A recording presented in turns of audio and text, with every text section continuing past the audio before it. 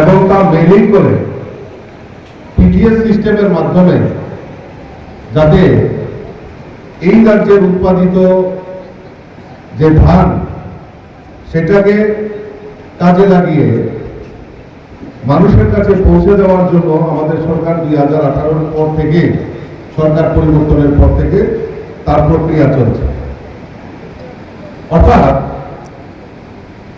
আমাদের যে লক্ষ্য, আমাদের সরকারের যে লক্ষ্য, যে খাদ্যে স্বয়ং সম্পূর্ণ করা এবং আমাদের কৃষকদেরকে আত্মনির্ভর করার লক্ষ্যে আমাদের সরকার এই শুভ উদ্যোগ গ্রহণ করেছে।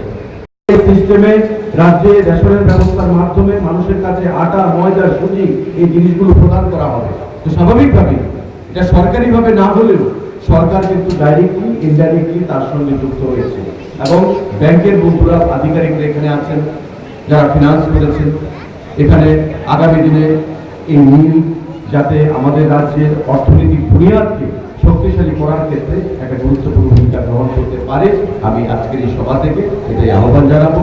আমি বিশ্বাস করি যে এখান থেকে যারা শ্রমিকরা যুক্ত থাকবে, মালিক পক্ষ শ্রমিকদের স্বার্থ বরাবর রক্ষা করবে এবং আগামী দিনে এই মিল সুন্দরভাবে এই এলাকায় একটা উন্নয়নের ক্ষেত্রে একটা প্রতিষ্ঠান হিসাবে কাজ করবে।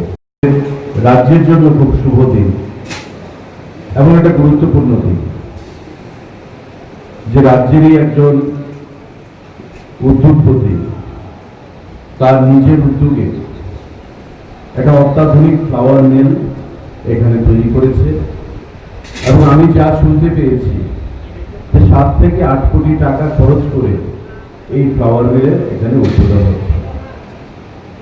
আমাদের রাজ্য ছোট রাজ্য, শিল্পের সম্ভাবনা থাকলেও ভৌগোলিক অবস্থানের জন্য বিগত দিনে এবং বর্তমান সময়ে শিল্পোন্নয়নের ক্ষেত্রে আমরা যে জায়গায় যাওয়ার কথা ছিল, পৌঁছানোর কথা ছিল, আমরা সেই জায়গায় পৌঁছতে পারিনি। শিল্প দপ্তর থেকে বরাবরই আমাদের প্রচেষ্টা থাকে এবং আমাদের সরকার গঠিত হওয়ার পর আমাদের প্রাক্তন মুখ্যমন্ত্রী এবং আমাদের বর্তমান মুখ্যমন্ত্রী সিঙ্গেল উইন্ডো সিস্টেমে শিল্প স্থাপনের ক্ষেত্রে রাজ্যের বেকারদেরকে, রাজ্যের উদ্যোগপতিদেরকে এবং বহির্রাজ্যের উদ্যোগপতিদেরকে অনেকবার আমন্ত্রণ জানিয়েছে। শিল্প হয়নি সেটা ঠিক নয়, শিল্প হয়েছে, কিন্তু যে জায়গায় আমাদের যাওয়ার কথা ছিল আমরা সেই জায়গায় পৌঁছতে পারিনি।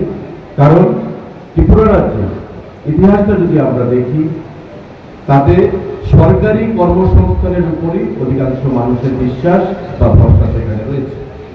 আর যারা উদ্যোগপতিরা, যারা নিজের সদিচ্ছায় ব্যাংকের সহযোগিতা নিয়ে, শিল্প দপ্তরের সহযোগিতা নিয়ে শিল্প স্থাপন করেছেন, তারা অনেকেই আজকে প্রতিষ্ঠিত হতে পেরেছেন এবং রাজ্যে কর্মসংস্থানের দিকে একটা তারা বিশাল গুরুত্বপূর্ণ ভূমিকা পালন করতে